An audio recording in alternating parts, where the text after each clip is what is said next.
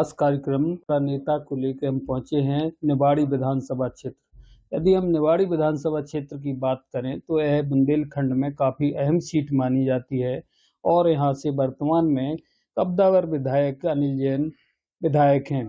हालांकि इस बार भी पार्टी के द्वारा इन पर भरोसा जताया गया है और अब हम इनसे जानना चाहेंगे सर कि जो पार्टी ने आप पर भरोसा जताया है कितना खरा उतरने वाले। देखिए, मैं भारतीय जनता पार्टी के अपने शीर्ष नेतृत्व को धन्यवाद देता हूं, जो चौथी बार मुझे निवाड़ी विधानसभा से टिकट दिया। और पार्टी का बहुत बड़ा भरोसा होता है जब किसी के साथ मैदान में जाने का सपना साकार में अपनी महत्वपूर्ण भूमिका भारतीय जनता पार्टी की होती हो, तो निश्चित रूप से जो भरोसा पार्टी ने किया उसको खरा उतरने का हमने पहले भी प्रयास किया और आगे भी करूंगा।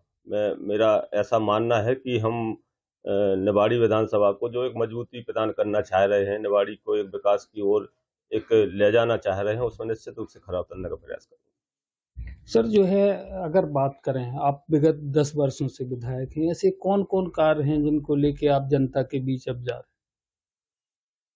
आप सबने देखा होगा कि निवाड़ी से टीकमगढ़ कितनी दूरी होती थी। कठऊ पहाड़ी और चंदौली के लोगों की तकलीफ कितनी होती थी जब वो टीकमगढ़ जाते थे। टीकमगढ़ जाते नहीं थे, टीकमगढ़ जाने के बाद उनकी ये स्थिति होती थी कि वो जिस काम को जाते थे उनका वो काम नहीं हुआ, तो वो उनको तकलीफ होती थी, क्योंकि पैसे तो खर्च होते ही थे, साथ साथ समय भी बर्बाद होता था। तो वो तकलीफ को दूर करने के लिए अगर मेरी कोई सबसे बड़ी कोई उपलब्धि है तो निवाड़ी को जिले बनाने की है। और उसमें मुख्यमंत्री हमारे शिवराज सिंह जी चौहान की जो मंशा थी कि छोटा जिला बनाकर हम लोगों को एक ऐसा मंच देने का काम करेंगे कि लोगों की परेशानी दूर हो और जिले की जो व्यवस्थाएं हो सकती हैं वो निवाड़ी को स्थानीयता के और नजदीकता का लाभ मिले। ऐसा माननीय मुख्यमंत्री जी के मन में भी था और यहाँ की जनभावना भी थी। जनता हमेशा चाहती थी कि निवाड़ी को जिला बने और मुख्यमंत्री जी ने घोषणा कर दी। घोषणा कर ही नहीं दी, घोषणा करके उसको बना भी दिया। आज आप देख सकते हैं कि निवाड़ी जिले में पहले की निवाड़ी में और आज की निवाड़ी में कितना अंतर है। तो अगर निवाड़ी जिले की बात करें तो विपक्षी कहते हैं कि नाम का जिला बनाया गया है, काम का जिला नहीं बनाया गया। इस आरोप लगाते हैं लगातार, कई मंचों पे भी मैंने देखा। इसके अलावा भी विभिन्न स्थानों पे ऐसी बात की जाती है। क्या कहेंगे, अभी क्या कमी है सर जिले में? ये वही लोग हैं जो मेरे साथ लगातार चुनाव लड़ रहे हैं। ये वही लोग हैं जो निवाड़ी जिले को स्वीकार ही नहीं कर रहे हैं। अब जब आप जिले को स्वीकार नहीं कर रहे तो आपको जनता में जाने का क्या आशीर्वाद मिलेगा, क्या अधिकार है आपको जनता में जाने का? अरे निवाड़ी जिला अगर कुछ चीजों से अछूता है तो मेरे साथ खड़े होकर जिले के विकास के लिए बात करो ना।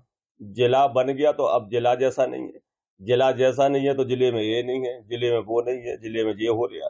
भैया तुम जिले को ब्रेक लगाने आए हो कि जिले के विकास के लिए कुछ सोच के आए हो मैदान में? इनके पास कोई विजन ही नहीं है। इनके पास अगर कोई विजन होता तो ये उस तरह की बात करते। ये वही लोग हैं जब पिछले 5 साल पंचवर्षीय में जब जिला बना तो आप सभी साक्षी थे उस समय जब एक डिबेट हुई थी पूरी गांधी चबूतरा पे होके, और नगर के और मेरे विधानसभा के लोग थे उस समय, आप सब लोग भी थे उस समय। तो ये लोग दुनिया भर के इतिहास लेके आ गए थे और बताया था कि देखो इस नियम में ये जिला बन नहीं सकता, ये सब केवल झूठी घोषणाएं हैं, ये सब चीजें हैं। जिला बन गया, अब जिला जैसा है नहीं लग रहा। अरे भैया आप बता दो कि कलेक्ट्रेट नहीं बन रही का है, जिले का अस्पताल नहीं बन रहा क्या है? यहाँ ओरछा में हम लोगों ने महाविद्यालय दिए तो क्या महाविद्यालय प्रारंभ नहीं हुआ क्या? जामनी बेतवा पुल तो केवल चर्चाओं में होते थे, कितनी कैजुअलिटी हुई हमने आपने सबने नहीं देखा। आप तो मेरे साथी मित्र भी हैं, आपने तो देखा होगा कि आप उसी क्षेत्र से हैं। आपने नहीं देखा कि जामनी बेतवा पुल पे एक पूरी बस काल के गाल में समा गई। कई बार लोग झांसी से लौटते समय लोग जे अपने आप को सुरक्षित महसूस भी नहीं कर पाए, तो उनके परिजन भी चिंता करते थे कि हमारा परिवार के लोग जो गए हैं वो लौट के सुरक्षित घर आ पाएंगे, क्योंकि इतना सकरे पुल होते थे। पहले भी तो बन सकते थे, लेकिन ठीक है, बड़े काम हो सकता मेरी लकीर में लिखे हों, क्योंकि मेरे सच में मैं तो भाग्यशाली हूँ कि मैं भारतीय जनता पार्टी का विधायक हूँ। मेरी सरकार का नेतृत्व ऐसा है कि जब जब जो मांगा वो मिलता गया। तो अब इनके पास केवल रुकंडा फैलाने के अलावा कोई काम नहीं। नोएडा बनाने की बात करते हैं विपक्षी की, हम अगर जिताते हैं तो हम नोएडा बनाएंगे निवाड़ी जिले। आप थोड़े से नजदीक तो हैं, थोड़े गरोठा चले जाएं। आपने गरोठा में 10 साल में क्या काम कर दिए? आपने 5 साल निवाड़ी में रहे तब क्या कर दिए? आप बता दें कि कोई विकास का काम किया हो, 5 साल दिखे हों, जनता के बीच में गए हों, केवल एक जाति विशेष को लेके जातियों को कुचलने का काम के अलावा इनके पास कोई काम नहीं है, क्योंकि अब जनता भी समझ गई। अभी आप चलना मेरे साथ, वो किसी भी जाति बाहुल के गांव हो, वो सब पूरे भारतीय जनता पार्टी के साथ खड़े, और भारतीय जनता पार्टी के साथ खड़े नहीं, वो पूरे तन मन धन से समर्पण भाव से जनता भारतीय जनता पार्टी को आशीर्वाद देने के लिए खड़ी हुई है। केवल इस विषय से चुनाव लड़ने आओ कि मैं इस फला जाति का व्यक्ति हूँ। मेरी तो अगर जाति की बात करो तो 400-500 वोट भी नहीं निकलेंगी, फिर भी 2 बार से विधायक हूँ, फिर भी विधायक का प्रत्याशी बन के फिर मैदान में हूँ, और जनता का आशीर्वाद आप खुद देख रहे हो। जनता सब मूल्यांकन करती, कोई जाति विशेष से और अराजकता फैलाने के उद्देश्य से वोटिंग मतदान नहीं करती। जनता सरलता देखती है, जनता सहजता देखती है, जनता आम जनमानस में हो कि उनका जनप्रतिनिधि उपलब्ध हो, ये व्यवस्थाएं भी देखती हैं। अब अगर हमको यही सब करना है कि हमें झांसी में किसी को ढूंढना हो, हमें किसी को बाहर के प्रत्याशी को ढूंढना हो, अपने काम के लिए भटकना हो, कोई सुनने वाला ना हो, तो कुछ भी हो। यदि हम बात करें अगर विधानसभा में, तो विशेष पर्यटन स्थल ओरछा है। ओरछा की उपेक्षा को लेके भी विपक्षी आप पर लगातार बात करते हैं कि उपेक्षा की जाती है। उपेक्षा आप बताएं किस तरह की उपेक्षा हुई? जामनी बेतवा जो पुल कर रहे हैं वो ओरछा ही से जुड़े पुल हैंगे। ओरछा महाविद्यालय, बच्चों की मांग थी, हम लोगों ने महाविद्यालय खोला। 20 करोड़ से ज्यादा के लगभग की हम स्मार्ट सिटी में खर्च करने जा रहे हैं, यूनेस्को में शामिल हो गया, वर्ल्ड हेरिटेज। आप मतलब समझो कि ओरछा हमारा एक ऐसा लक्ष्य था कि हम ओरछा को, अगर प्रभु रामलीला की नगरी को बहुत विकसित करेंगे तो देश का पर्यटक बढ़ेगा तो रोजगार बढ़ेंगे। आज ये स्थिति थी पहले के कोई इस तरह की कुछ चीजें देखी नहीं गई। अगर पहले भी देखते तो निश्चित रूप से बाहर का आदमी आता, विदेश का आदमी आता, पर्यटक आता, तो वो कुछ दिन स्टे करता तो निश्चित है कि छोटे छोटे जो दुकानदार भाई हैं उनके रोजगार में इजाफा होता। लोग आए, दर्शन किए, थोड़ा देखा और लोग आगे चले गए। हमारा एक ऐसा लक्ष्य था कि हम ओरछा को, अगर प्रभु रामलीला की नगरी को बहुत विकसित करेंगे तो देश का पर्यटक बढ़ेगा तो रोजगार बढ़ेंगे। आज ये स्थिति थी पहले के कोई इस तरह की कुछ चीजें देखी नहीं गई। अगर पहले भी देखते तो निश्चित रूप से बाहर का आदमी आता, विदेश का आदमी आता, पर्यटक आता, तो वो कुछ दिन स्टे करता तो निश्चित है कि छोटे छोटे जो दुकानदार भाई हैं उनके रोजगार में इजाफा होता। लोग आए, दर्शन किए, थोड़ा देखा और लोग आगे चले गए। आज हम वैसे ही तो व्यवस्था कर रहे हैं। आज हम लोक बना रहे हैं, तो लोग कोई ऐसा तो है नहीं कि कोई लोग केवल मात्र देखने भर की चीजें, लोग देखेंगे तो लोग महसूस भी करेंगे कि प्रभु राम राजा की नगरी में लोक है। सुंदरता के लिए हम लोग लगातार प्रयासरत कर रहे हैं कि ओरछा एक खूबसूरत ओरछा बने। ऐसे अब आरोप तो भैया बे लगा रहा है जिनने कुछ नहीं किया। आरोप हमसे पूछो ना कि हमने दिन रात केवल विकास के अलावा कुछ नहीं सोचा, और लगातार कर भी रहे। और आने वाले समय में ओरछा पूरे, हम अकेले देश की नहीं कर, विश्व के धरा पे भी ओरछा लोग देखने आएंगे। सर अगर बात करें अपन, तो ग्रामीण क्षेत्र है, किसानों का क्षेत्र है, किसानों के लिए कौन कौन सी कार्य किए गए हैं या आगे भविष्य में क्या करने वाले?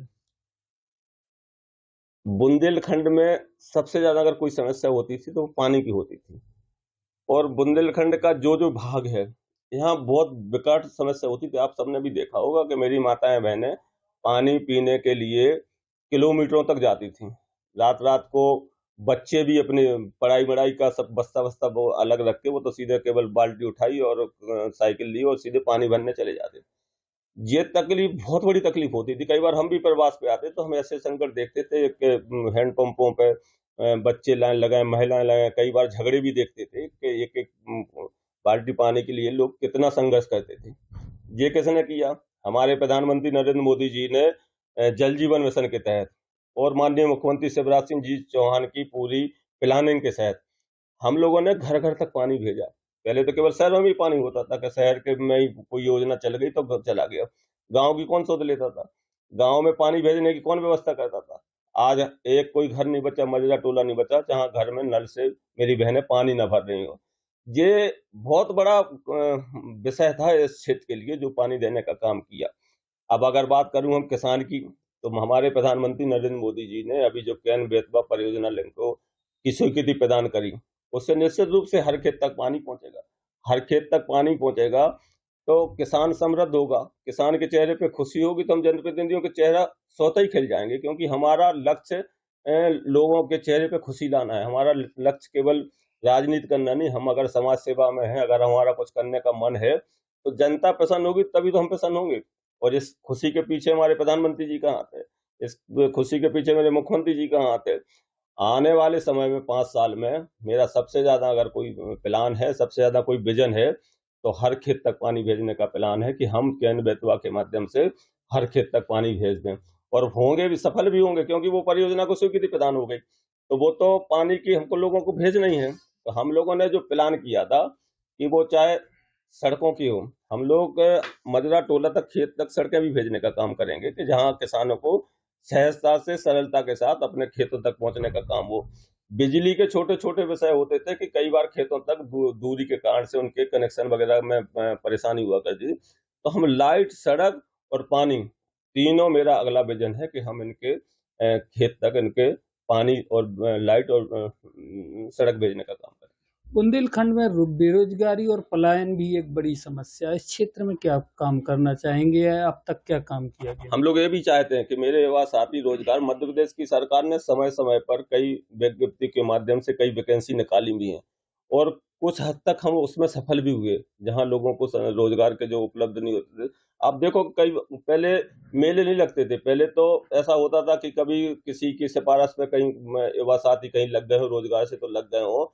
मध्य प्रदेश की सरकार ने हर महीने रोजगार के मेले लगाए, और मैं कह सकता हूं कि मेरी विधानसभा के कई लड़के पूरे मध्य प्रदेश के साथ-साथ कई जगह अब रोजगार से लग भी गए हैं। कई लड़के मेरे जो चयनित भी हो गए हैंगे, तो आज पूरे मध्य प्रदेश में लड़के काम कर रहे हैंगे। निश्चित रूप से मेरा एक और प्रयास भी होगा कि आने वाले समय में निवाड़ी को रोजगार की दृष्टि से जोड़ने के लिए हम कोई बहुत बड़े उपक्रम यहाँ खोलने का प्रयास करें। प्रतापपुरा और निवाड़ी भाटा 2 इंडस्ट्रियल एरिया भी है, इनमें भी काम क्या किए जा सकते? देखिए, प्रतापपुरा पहले से भी डेवलप है, जहाँ जितने भी रोजगार के संसाधन हो सकते हैं वो पहले से ऑलरेडी चल रहे हैं। अन्य जगह जो उद्योग की दृष्टि से जो स्वीकृति प्रदान हुई, हम लोग वहाँ भी प्लान करने का काम करेंगे कि हाँ, उनको आमंत्रण भी देंगे, बाहर से आने वाले लोगों को रोजगार उनको देने की दृष्टि से वो अपने यहाँ उपक्रम लगाएं, उनको जमीन सहजता से मिल जाए, उनको वहाँ अन्य व्यवस्थाएं ठीक से मिल जाएं। हम उनके साथ मिलकर बात करके एक बड़े उद्योगों की स्थापना यहाँ हो, हर संभव प्रयास करेंगे कि उनकी सुविधाओं को, दृष्टि को देखते हुए उनको यहाँ स्थापित करने का काम करेंगे, और जिससे निश्चित रूप से हमारे जो बुंदेलखंड के कहें या जिले के कहें या मेरी विधानसभा के लोग कहें कि निवाड़ी में उन्हें रोजगार मिले, ऐसा मेरा प्रयास ही नहीं है, मेरा सपना भी है कि हमारे यहाँ इतने अच्छे रोजगार खुल जाए कि लोगों को कहीं और भटकना ना पड़े। अगर हम बात करें शासन की योजना, हाल में लाडली बहना योजना और युवाओं के लिए एक योजना लागू की गई है। विपक्षी कहते हैं चुनावी रेवड़ी है। अब अगर चुनावी रेवड़ी है तो आपने भैया नारी सम्मान के फार्म क्यों भरवाए? अगर आपको लगता है कि हम कोई छलावा कर रहे, कोई धोखा कर रहे, तो फिर आपने नारी सम्मान के नाम से फार्म क्यों भरवा दिए? और नारी सम्मान के हमने फार्म भरवाना प्रारंभ किया तो बहनों ने भरे नहीं, बहनों ने उन फार्म को देखा ही नहीं, फार्म फार्म सीधे फेंक दिए, क्योंकि उन्हें भरोसा है शिवराज भैया के साथ, उन्हें भरोसा है भारतीय जनता पार्टी की सरकार के साथ। और वो निश्चित रूप से बहनें कहती भी हैं कि शिवराज भैया जब तक है, जब तक बहनों का कोई कुछ बिगाड़ नहीं सकता है। और आज महिलाओं के जो आत्मसम्मान की बात हम लोग करते हैं, कांग्रेस ने कौन सा सम्मान किया? आपने नहीं देखे आईफा वाईफा में कितने चीजों के बवंडर हुए थे। भारतीय जनता पार्टी की संस्कृति है कि हम लोग महिलाओं के सम्मान में, हम कोई कार्यक्रम करते हैं तो कन्या पूजन करके ही कोई कार्यक्रम को शुभारंभ करते हैं। हमारा जो मन है वो निश्चित रूप से ऐसे भाव हैं कि हम बहनों के सम्मान में खड़ा होने का प्रयास करें। अब लाडली बहना योजना कोई चुनावी होती तो राशि, विपक्षी कहते हैं चुनावी रेवड़ी है। अब अगर चुनावी रेवड़ी है तो आपने भैया नारी सम्मान के फार्म क्यों भरवाए? अगर आपको लगता है कि हम कोई छलावा कर रहे, कोई धोखा कर रहे, तो फिर आपने नारी सम्मान के नाम से फार्म क्यों भरवा दिए? और नारी सम्मान के हमने फार्म भरवाना प्रारंभ किया तो बहनों ने भरे नहीं, बहनों ने उन फार्म को देखा ही नहीं, फार्म फार्म सीधे फेंक दिए, क्योंकि उन्हें भरोसा है शिवराज भैया के साथ, उन्हें भरोसा है भारतीय जनता पार्टी की सरकार के साथ। और वो निश्चित रूप से बहनें कहती भी हैं कि शिवराज भैया जब तक है, जब तक बहनों का कोई कुछ बिगाड़ नहीं सकता है। और आज महिलाओं के जो आत्मसम्मान की बात हम लोग करते हैं, कांग्रेस ने कौन सा सम्मान किया? आपने नहीं देखे आईफा में कितने चीजों के बवंडर हुए थे। भारतीय जनता पार्टी की संस्कृति है कि हम लोग महिलाओं के सम्मान में हम कोई कार्यक्रम करते हैं तो कन्या पूजन करके ही कोई कार्यक्रम को शुभारंभ करते हैं। हमारा जो मन है वो निश्चित रूप से ऐसे भाव हैं कि हम बहनों के सम्मान में खड़ा होने का प्रयास करें। अब लाडली बहना योजना कोई चुनावी होती तो राशि ऐसा तो है नहीं कि कोई राशि 1 महीने को डाली गई हो। हम लोगों ने तो उसको कानून बना के उसको जमलियामा पहनाते हुए बहनों को स्थायी व्यवस्था करने का काम किया। आज हम लोग 1250 रुपये डालना प्रारंभ किए। ये राशि बढ़ के धीरे धीरे करके 3000 रुपये तक जाएगी। तो जो हम लोग करने जा रहे हैं, अब इनको यही तो घबराहट हो रही है कि जो राशि 1500 का जो नारी सम्मान का जो फार्म भराने का काम कर रहे थे, वो नारी सम्मान का उनका जो बात करने का जो उनका विजन था वो सब खत्म हो गया। क्योंकि तुम जो करने की प्लान कर रहे हो, अब तुम सपने दिखा रहे कि मेरी सरकार आएगी तो हम ऐसा करेंगे। अरे हम सरकार में हमने कर दिया, हम बहनों को करेंगे, हम 3000 तक ले जाएंगे। हम किसान सम्मान निधि की राशि को प्रधानमंत्री जी और मुख्यमंत्री जी की मिला के हम 12,000 रुपए की राशि का काम करना प्रारंभ कर दिया। एक परिवार में अगर 2 बहुएं हैं, 3 बहुएं भी है तो हम 1250 रुपए के हिसाब से हर बहू बेटी को भी हम वो राशि देने का काम कर रहे हैं। तो ये कोई राशि दिखावे की नहीं है, ये तो अब चालू हो गई तो बहनों की बढ़ती चली जानी है। मुख्यमंत्री जी के आपने एक कहीं सुना भी होगा, एक जगह नहीं उन्होंने कई जगह कहा कि जब तक हम प्रति परिवार 10,000 रुपए तक की राशि नहीं दे देंगे तब तक हम चैन से नहीं बैठेंगे। तो ये कोई अब चुनावी विषय है, चुनावी विषय तो तुम दिखा रहे हो कि हम अगर मेरी सरकार आई तो हम ऐसा करें। अरे हम सरकार में हमने तो योजना चालू कर दी और योजना कोई ऐसी नहीं करी कि कोई 3 महीने 2 महीने के लिए करी हो। ये तो कानून बन गया कि अब इनको राशि जानी ही जानी है। इनकी तो बहनों को बराबर से खड़ा करने के लिए अब इसको लगातार निरंतर बहनों के खाते में राशि जाती रहेगी। ये कोई योजना फ्लॉप वाली योजना नहीं है, ये कोई योजना चुनावी नहीं है। ये निश्चित रूप से बहनों के सम्मान वाली योजना है और उसमें निश्चित रूप से बहनों का सम्मान बढ़ा और बहनों ने भी ठान लिया है कि भैया के सम्मान में हम फिर भारतीय जनता पार्टी कमल का कलम खिलाएंगे। तो ये थे हमारे साथ निवाड़ी विधानसभा क्षेत्र के विधायक एवं भारतीय जनता पार्टी के प्रत्याशी अनिल जैन जी, जिनका कहना है कि वह नारी सम्मान के लिए हमेशा आगे बढ़ के कार्य करेंगे। साथ ही पार्टी की गाइडलाइन एवं पार्टी के द्वारा किए गए कार्यों के बल पर अब जनता के बीच जा रहे हैं। हालांकि यह आने वाले समय में देखना होगा कि यह सब योजनाएं कितनी कारगर होती हैं। बंसल न्यूज के लिए भूपेंद्र सिंह राजावत, निवाड़ी से।